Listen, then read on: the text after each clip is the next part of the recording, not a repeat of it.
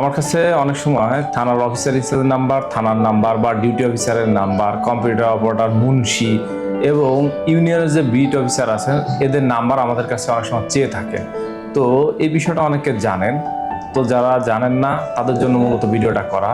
আপনার কাছে যদি একটা অ্যান্ড্রয়েড ফোন থাকে তাহলে আপনি অ্যান্ড্রয়েড ফোনের গুগল প্লে স্টোরে চলে যান এবং সেখানে গিয়ে আপনি টাইপ করুন আমার পুলিশ, এবং এই অ্যাপসটি আপনার ফোনে আপনি ডাউনলোড করে ইনস্টল করেন।